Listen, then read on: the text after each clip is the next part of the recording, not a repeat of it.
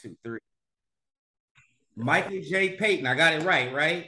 Yes, sir. Okay, perfect. I'm always like that with names. I promise you, which I probably should have did prior to, because now if it messed up, it messed up. It's all good. We doing it live. We doing it live. Oh man. So how's everything going on in your world? You know, you are an entrepreneur, you are a filmmaker, and you are also you consider yourself a college change agent. Is that correct?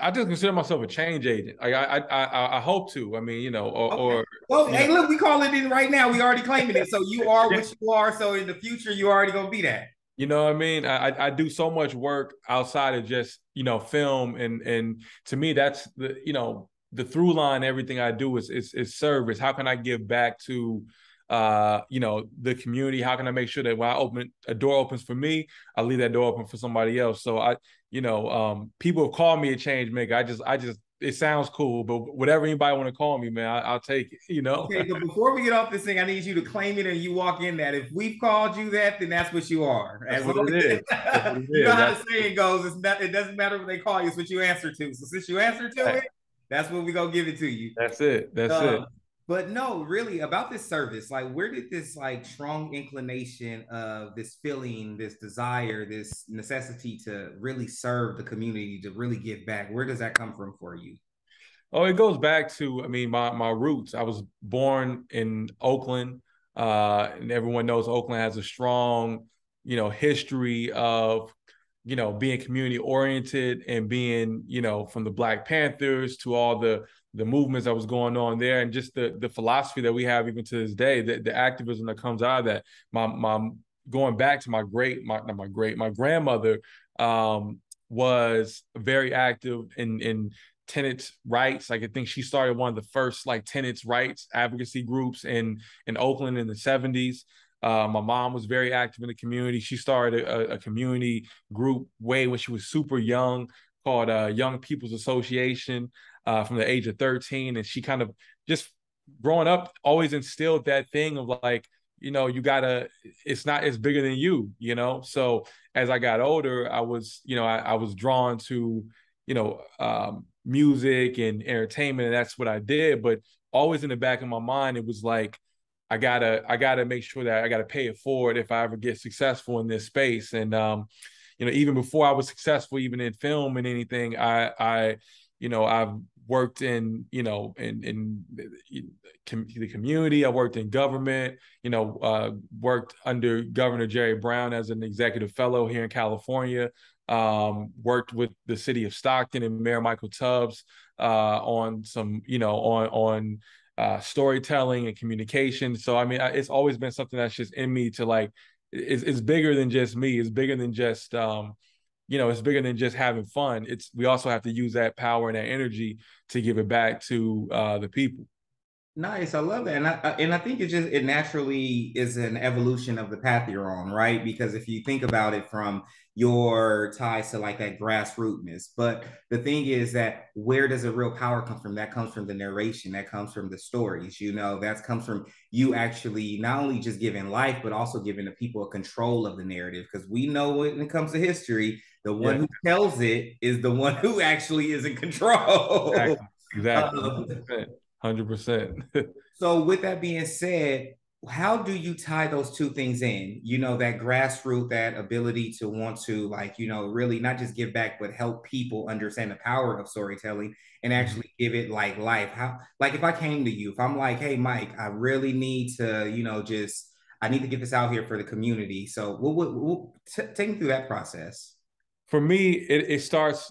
My deep philosophy really is, again, I told you I came from music, and I'm a kid of hip hop. I love hip hop, and I was so, I grew up in poverty, and like so many other young brothers, I came up looking for a way out. And to me, I saw hip hop as being the way out, and not just through the rhymes and the glitz and the glamour, but it was also like it was a philosophy, it was a mantra, it was something that like you can take nothing and make it into something. And that's something that we have always had as a black people, as a hip hop culture.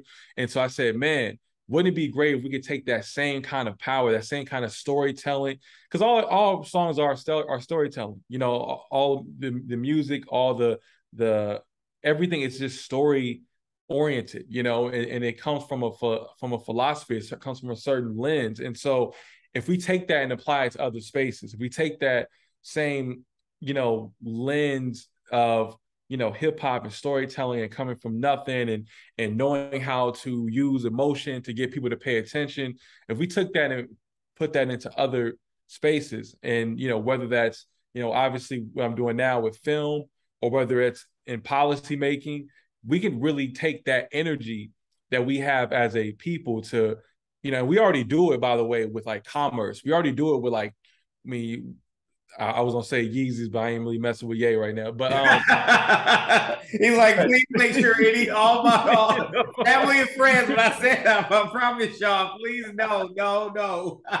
Listen, I love you, Ye, but nah, man, we got to talk, fam. All right, but nah, but like that same power we take to move Nike or move like these brand names and stuff. I mean, we got enormous amount of power. Let's take that same power and bring that to the polls. Let's take that same power and say, yo, we're gonna buy this whole block up, what Nipsey was trying to do, and the philosophy that he put out there. I mean, let's buy our blocks and let's start owning stuff. Let's start really controlling the narrative in our community overall. So for me, storytelling is not just about, you know, film is just a medium, TV and doing it's just a medium, music, just a medium. But at the end of the day, what is the code? What's in the DNA of what we're trying to get through? And that's what I carry with me, no matter what, what the medium is. That is the kind of the mindset and the worldview I bring to every project or every situation I step into.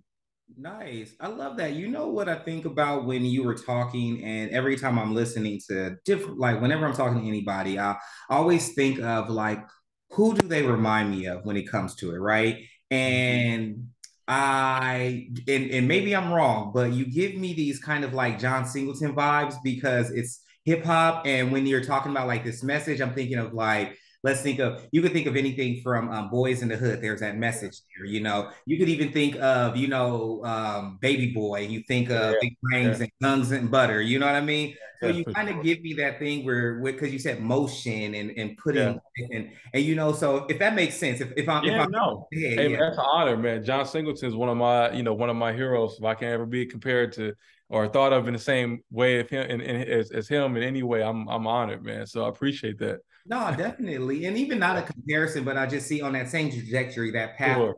making sure that there's a thing, Yeah. because what I love about your story and what you're talking about is really continuing those roots, bringing Yeah. life to the stories, but not being shameful. You know what I mean? Because Right. sometimes people get Right. too mad. Why do we have to make a movie like this? Why do we have to use this type of social, cultural, Right. historical context? And it's like, you can still do it. You can be a gangster movie. It can Yeah. be this movie, but there can be layers to it and it still Absolutely. relates. Absolutely. I mean, I think to that point, you know, I, it's about taking that legacy and carrying it on. And it's not to me so much about making film, because I tell people all the time, and I think folks kind of look at me like I have two heads when I say it, but like, I'm not really a filmmaker in that. I'm just an artist. I'm a creative. You know what I mean? I do whatever, maybe I guess in past times they would say a Renaissance man. You know what I mean? Like I'm a type of person, I'm just gonna do whatever the duty calls. And if I can get my message through film, we're gonna do it. If I can get that message out through you know, whatever the case may be. I mean, God, who knows? We going into the metaverse now. So, Yeah. whatever the medium is, Yeah. I'm going to get that message across. And it's about taking what John Singleton, what Spike, what, all these other great storytellers in our Tupac, what, Jay has done in music and everyone's done it, taking all that blackness, all that excellence, all that, because I think everyone's trying to say something. Everyone's trying to say something. Everyone's knocking at the door and saying, "Hey, listen, you need to pay attention to us. Hey, listen, we got a story to tell." To quote Biggie, listen, we got stuff that's going on down here, and y'all not listening, and we need a seat at the table. And now, guess what? Now we have our own tables set. We're setting up our own tables now. And so my job now is to take that torch, carry it into the next phase, and bring help to bring our culture into the next realm, to where we are here. We're here now.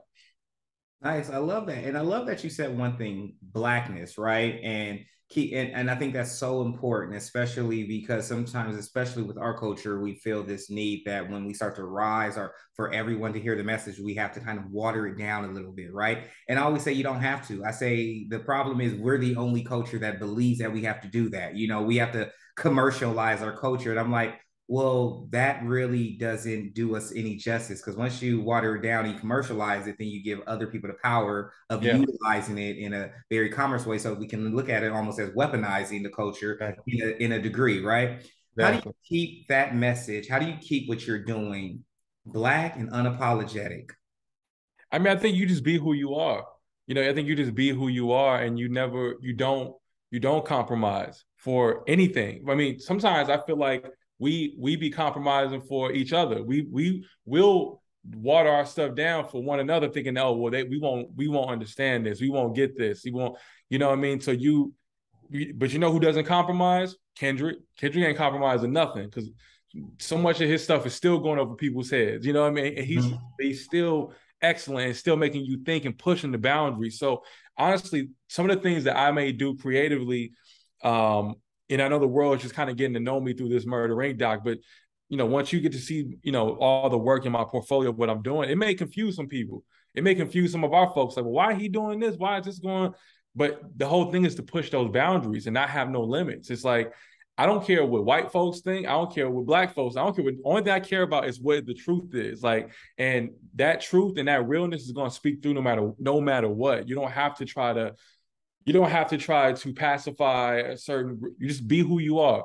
And so, to me, that balance is going to just come naturally because whether you get it right now or you get it 10 years from now, I'm doing this for us. I'm doing it to push us forward and open those doors. So, the next kid that's like me or someone who comes from where I come from can just kind of walk that door a little bit easier and then push the boundaries further for the next person. Nice. I love that. I love that. You are, when you say I'm doing this for us, it's almost like this when your parents say, I'm doing this for, it hurts me more than it hurts you, Yeah, and it's a weird comparison, but it's one of those things where your parents know that I'm doing this. You might be mad, you might not understand it, but I know at the end it's going to be something that sticks with you later on. You know absolutely, what I mean? absolutely. And And I love that about what you're doing. that's what my work is now. I mean, really, my if I had like a career mission, it really is to be a bridge between, culture and, for lack of a better word, power. I don't know how else to really say it, but and that power can be through policy, that can be through economics, through us building our businesses, building thriving communities.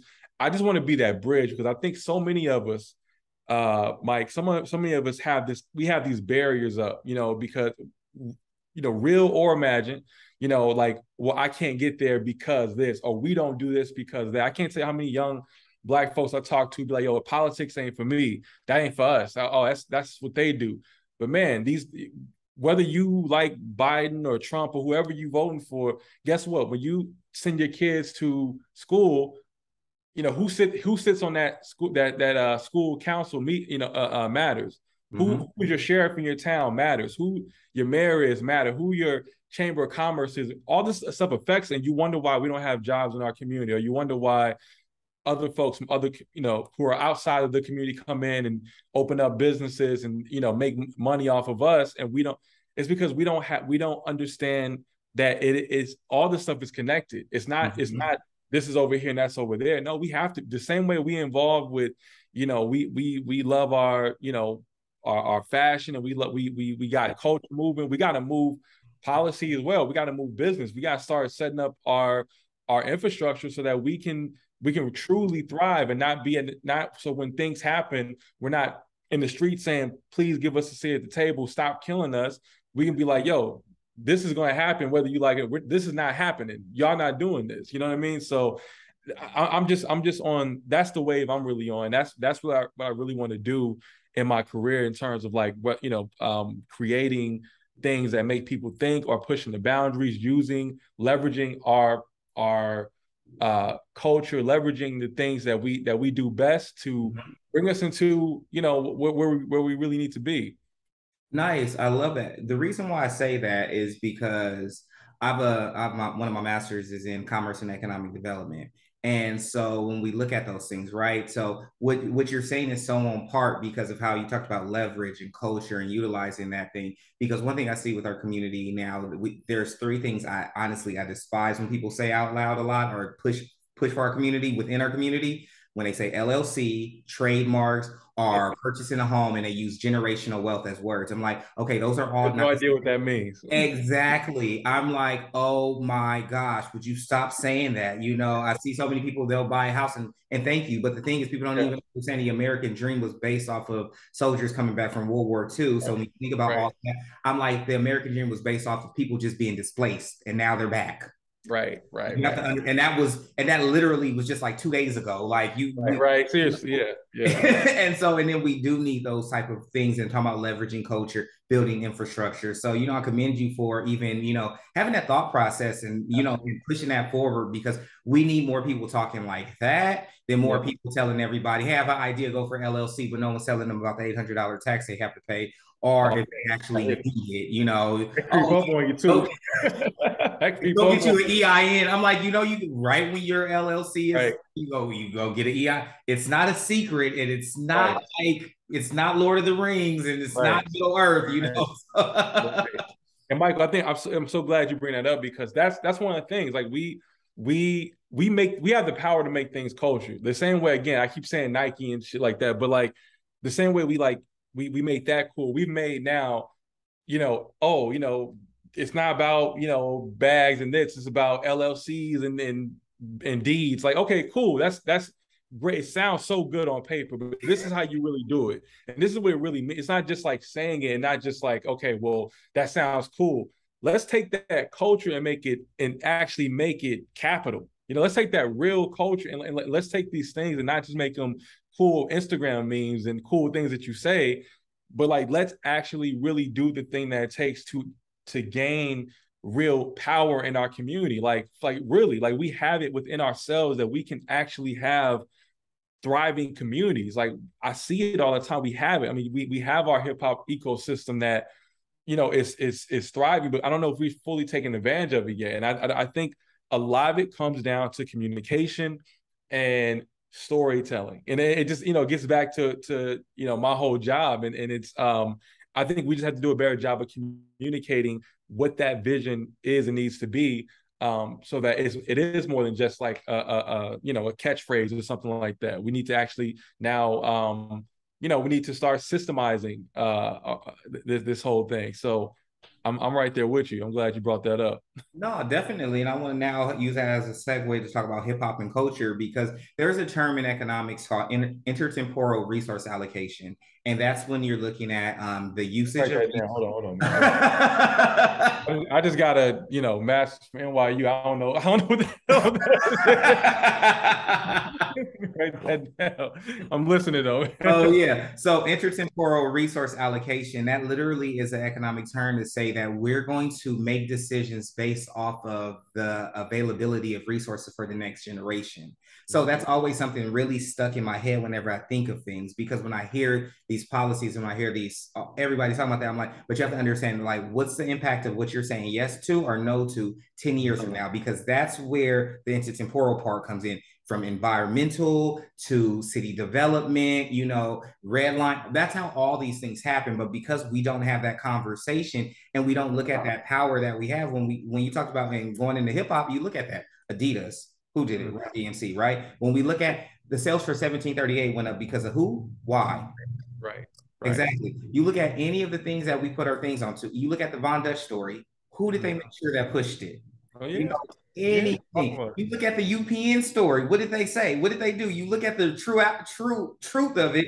Push Right. put it all in there. Got y'all all watch it. Push it Yep. out. Now we have the capital to do what we Yep. want, and we don't Yep. need y'all anymore. But thank Yep. you for getting us where we need to. So Yeah. I want to say how does that hip hop play a part for you? Like, where what parts of hip hop do you draw in? Eras, people, movies, fashion, things, because hip hop is so broad and it's not all just black, but hip hop has our roots in, like, in blackness, even though Yeah. there's that, Afro Latino part, that Yeah. that Caribbean part, but hip hop still has a tie in a root of blackness to it. Right. Right. For me, hip hop is is more than anything, it's an ecosystem for me. I look at it, it's not just a genre of music, it's not just like a style of fashion. I really, the biggest influence on me growing up was the guys who ran, the guys and girls got and gals who ran who ran the labels, who were the executives. Like I was always more drawn, even though I was a rapper and I loved that whole flavor, but really it was the business side of it. It was the Jay-Z's, as he transcended from being a rapper to a businessman. Irv, who obviously I did the documentary about, was a big influence on me at a young age, because I was the biggest Ja Rule and Ashanti fan. But then when I seen Irv, I was like, well, who is this guy? He don't rap. He don't do. Oh, he's the producer. Oh no, he owns the label. He's the boss. He's bringing in all these. I want to study that. Steve Stout, Stephen Hill, who ran BET. I mean, all these guys really, to me that was hip hop to me. To me, that was more. It was about the fact that so many of these guys, especially like the Jays and the Urs, Puff, and so many folks don't come from MBAs, don't have these degrees and all this stuff, but they had this raw passion, raw energy, this genius level ideas that they took, and they weaved through this system, this corporate system, and they found out a way how to still take that and make that hip hop, and still take that and thrive and created $1 billion industries off of just their, I think that's just so genius. Like, how did these guys get into this system and then figure out how to navigate it, capitalize off of it, take it, get those resources, and then bring it all back, bring other people up with them. I am a product of the Sean Carter Foundation Scholarship, Jay-Z Scholarship. And here I am all these years later, still giving it back and paying it forward through hip hop. But when it's all said and done, when you draw my lineage and this whole thing, you'll be able to, draw a straight line from Jay to me, and then from me to whoever else comes next. And it's like, to me, that's the genius thing. It's like, come from nothing, make something out of it. And we weren't even necessarily given the tools, but we had the sheer grit, and like, we're gonna make this happen. To me, that's hip hop. To me, that's what, Barack Obama is hip hop. Amazon is hip hop, like all these things that people thought that couldn't happen. Oh, this is impossible. How can you go from being if you're talking about Jeff Bezos, how can you go from being like a, little bookstore in your garage to now, like, you own the whole world? Like that, the whole idea of just being disruptive and being innovative and creative all around the way, without necessarily being given the manual. That's, to me, if you had to sum up hip hop, and I know I'm long winded, but Oh no, no. if I can find a more succinct way to say that is hip hop to me. No, I love that. And I think it's one of those things where when you talked about the labels, even when you look at hip hop now, and especially when you look at the moves like Irv Gotti is making, and what you call it, I mean, not Irv, Yo Gotti, and Quality Control Music, right? And female rappers. I tell people all the time, when you look at female rappers, they are like the best marketers on the planet right now. Yeah. I say, when you look at like, I was like Lakia is one of my favorites. Why? Because she's 21, and what they rap about is literally, you don't have enough life experience to rap about all this stuff, but you do it in a way. You have the team that makes it. And I tell people, you guys have to start giving female rappers a lot more credit than you do, because see, the thing is, 50 Cent and them, they live that. They live what they talk about. Females have taken what you fantasize about, what women want to talk about, and say it and still get respect from both men and women. So when you're talking about that disruptiveness and that hip hop, and you see this new generation understanding the power of hip hop, understanding the power of the culture. Yeah, yeah. It's funny you say that, actually, because I'm actually working on a documentary series with a very, very well, I won't say any names yet, but very well known woman in hip hop, about this evolution of women's, women in hip hop, and how now women are dominating in that respect, and they are like, the women really are at the forefront of the culture now. Women dominate. Like, when you think about, if you had, 10 years ago and you thought about who who was at the top of the food chain in rap. It was probably like Drake, Lil Wayne, some Jeezy, some. Now it's like Lotto, who's all the, obviously Meg and Cardi. Like these are the Yeah, all the standard. young. You know what I mean? Like these this is the standard in hip hop now, and you're so right. They've taken that philosophy, they've taken that drive, and they've now flipped it, and they're owning it now in a whole different way. And I think that's just incredible, and it just shows you the power of this culture to keep evolving. And I'm excited to tell that story. I'll be glad to come back and talk more about that down the road. But Oh yeah, please make sure you do because I know we can't wait to talk about that and feature it because it's so important. Because one of my biggest pet peeves is when it comes to our culture, we still sometimes stuck in these. Honestly, I will have to say it, and people can always be mad when I say we are stuck in these Anglo-Saxon ways that also make us very misogynistic to our culture. Because then when female rappers, people say, "Oh, they sound alike," I'm like, no, they don't. They still have their own sound. I said, but it's because they're women. Because when you right, say like men, we will rap about the same thing. Even R&B, we sing about the same yeah, heartbreaks type of yeah, thing. You know what I mean? Like a Joe, a Tank, they're still singing about the same stuff, basically, yeah, right? But when it comes absolutely, to black women in hip hop or anything, it's especially hip hop, it's like,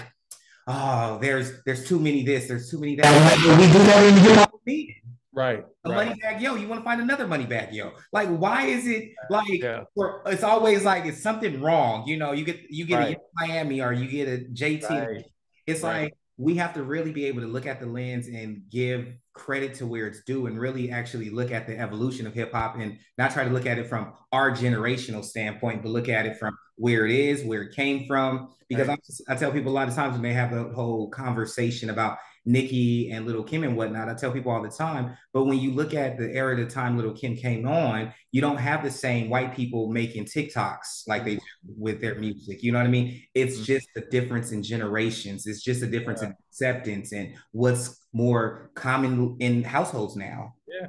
And I feel like that's only us when it comes to certain sometimes. I get in trouble for saying this too, but you know, We both gonna get in trouble. They're gonna be like, don't cancel me, please. But no, exactly. Please, no black but no, Twitter. I No do feel black like Twitter. we like to pinch. It's like there only can be one, or there's only supposed to be so many. And oh well, listen, I love Dr. Dre said it. Still ain't tripping. Love to see young blacks get money. I love to see people getting their money. I don't give a well. Let me not say that. I do give a damn how you get your money. Don't do nothing. He But said, "Don't be going to work with El Chapo." And yeah, like don't. Yeah, let's not. like, Yeah, hey, let man, me I put can a make money disclaimer out there. anyhow. But as long as you get money legally and you're creating opportunities, you create look all these young women out here who are making this mute. They're creating jobs for other people and for people around them. They're creating jobs for their community. They're inspiring some other young girls that's going to take it to the next level and take it even farther and going to push the envelope even more. Like I have no problem with people doing what they I have at the end of the day where I come from, we just say that's just hating. Sometimes people just be hating, and but I'm being funny, but really it's the crabs in the barrel mentality I think that we have because that's just the way that we've been conditioned. It's like, I mean, boy, I can get into all the, I can get into the violence in hip hop and how that's really unique to our culture as well. But but all of it just goes kind of to this thing that we back to what I was kind of saying earlier that we kind of have these sometimes imaginary, sometimes real barriers up. Like, well, we can't do that. Oh well, if it can only be one hot female rapper, it can only be one this, or it can be one. If the world wants to buy all this sound, they want to get, and everybody getting Miami's getting money, and Lotto's getting money, and Lizzo's getting money. Everybody get money. I'm not mad at that. Like, what are we doing? So I we should love want. it. No, I definitely love that. This has been so fun. I love to be conscious of the time we have. And Yeah. so before we end, I would love to talk, if you can touch on what you hope that people will take away from your work later on in the future, like 10, 20 years from now, when they see your name on a project or a film, or they see that you were working with city council to get this passed, or what do you hope when someone sees your work, or if they go to your website, or if you're public speaking, you're having your tech talk, what do you hope Yeah. that the future sees? I hope they see that I'm someone who just wants to push the boundaries, but for the good. I'm not, there's some people in our community. Kanye, who I think who wants to put, who just want to be controversial for the sake of being controversial, or push the envelope for the sake of attention. And it's not just that, for me, I want to do things with a purpose. I want people to know that when you see that Michael J. Payton stamp on that, that it means something. It means that I'm doing this for us. And look, listen, not just for the Black community. I'm a part of the Black community. But as many people as I can inspire, as many people that need to be inspired and need to feel like, hey, I can do it too. That's what I'm doing it for. That's what I'm doing it for. And I'm doing it for, when I say I'm doing it for us, So I hope that when you look at my work, you feel inspired, you feel that, that it's something different, that you can do anything that you put your mind to. And you know, uh, that's it. I'm gonna stop because I'll keep going on and on. But that's, that's it. No, well, But no, no, yeah, I just Peyton, hope that people. I hope people feel inspired. no, thank you. I mean, everybody's inspired. I'm inspired. I need to look at myself and see if I'm doing enough. And I do want to thank you for this opportunity once again to share your story, for people to get to understand more about your passion and background. And I always think it's so important because from this, they can see and feel your energy rather than just reading it on a piece of paper. Yeah, well, I listen. I appreciate Official Black Magazine for the article and for this. I just really I love what y'all are doing, and I'm just so happy to that I'm able to be a part of your platform, and yeah, I love it, man. Thank you.